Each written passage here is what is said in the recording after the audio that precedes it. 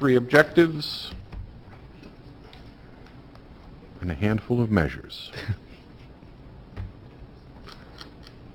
Okay, and Ms. Rothschild had a comment on, so on 3.1, both of these measures, her comments were, I feel strongly that these are imperative and need to remain. Okay. And I completely agree. I think we might need to be a little bit more specific, though, when we provide a baseline on these, because so the gap between CCPS employee demographics and the overall community will decrease by 50% for each race, ethnic reporting category. So by overall community, do we mean student community or Carroll County community?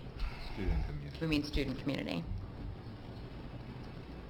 And so if we're going to say that the gap, so are we saying that if our staff minority population is 4%, but our student minority population is 10%?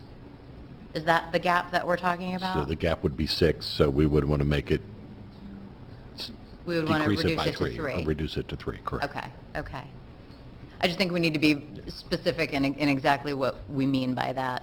Because I was thinking of it more in terms of, well, that would be a ratio, Yeah. right? You know, if that's a 0.4 ratio, then we'd want to improve that. Like ideally, it would be Right. 1, right? No, it was the first. Okay, okay. So the 50% is something that we would try to achieve by 5 years out, but we would want an annual improvement in that, correct? That we're making progress towards that on an annual basis. Correct. Okay. So cut it by 50% 5 years out. So we'll know the target. So once we we'll know the establish target, and that'll baseline. tell us how much we need to Exactly, each year. improve annually. Yeah. Okay. The next one, I just, again, just a little bit more specificity. The annual change for each CCPS employee reporting category will not be lower than the annual change in Carroll County population for that category. So this is the Carroll one. So the first one is student community, but the second one is Carroll County community. I guess I'm trying to understand Yeah. what is the difference between the two things that we're trying to measure. Well, It says Carroll employees. they are different looking at the numbers. You know, we have a higher minority population in our schools versus what the county percentage of that same group. Right. You know, so there is a difference between those two measures because we're measuring two different things. So if the county goes up by, so right now it's about a 90-10? No, it's more like 8%. Sorry, Virginia. It's more like 8%. 92-8? Yes. Yeah. So if that changed and became, so what we're saying here though, if that changed and became 90-10,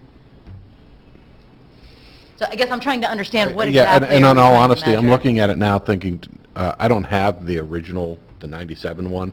I'm wondering if I didn't cut the whole thing appropriately. I'm wondering if when I was deleting, I actually deleted a part of this one. Because it, Right, like I understand, you know, the general concept that we're trying to achieve, but I don't Right. think there's quite enough specificity in here Difference to between know the two, exactly what we're yeah. trying to measure or achieve. I think we're this trying is to Herbert's measure has them. Are they the same? that our employees match the county as well as, Employees match the county and they match the student population. right. I think those are the two measures we're trying to do. But I think the student population is more diverse than than the county as a whole. Right. Yes. Okay. Yeah, I think the county's at like 8% minority and the student population is at 14, somewhere around there.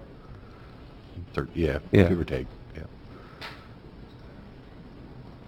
Okay. I'm just saying, I'm not sure that the second one adds any value over the first. But if we get more specific in exactly what we're trying to accomplish, I think it'll be more clear. Well, we achieve number one, we automatically. You automatically achieve number 2, so therefore number 2 is redundant. But Unless that, there's really something else that we're trying to that measure. percentage point might change. And then, that percentage point might change between, our student group versus the county group. And so I would prefer to see them both in there in case that does happen. So at least we're achieving the higher goal. Okay.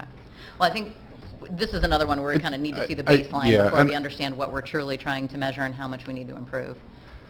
Correct. Yeah, and I think one was based on, one, we would set a baseline we could establish that baseline year 1 for a 5-year goal. But that's not going to affect any changes in demographic that occur throughout the 5-year period. So the second measure is an annual expectation that if there's a demographic shift going on, that will be reflected in our hiring as well. Right? Okay. So Yeah. the top one we can set out and we can say, next year it's going to be at this number, year 3 it's going to be at that number, and we can track and say, are we successful? The Okay. second one is saying, that's all fine and good, but things could shift over a 5-year period, and we want to make sure we're accounting for those shifts as well. Make sure we account for the shift. Okay. So that's more of a monitor rather than an improvement, right? So we want to make sure that if that shift is occurring, that we're addressing it in the first one. Right. Yes, to some Okay. degree, Okay. annually. While we're on it, I don't know that the relationship to the county population is important in any way. Well, actually, you do bring up a good point. How does it relate to student achievement? Right, I actually think the first one kind of covers it, but, I mean, we can change the second one to the annual change in the student To the student population as well, demographic. student demographic population. Because that would have a tendency to shift much more quickly than the overall county demographic. Okay. agreed. Yeah. Okay. That makes more sense to me.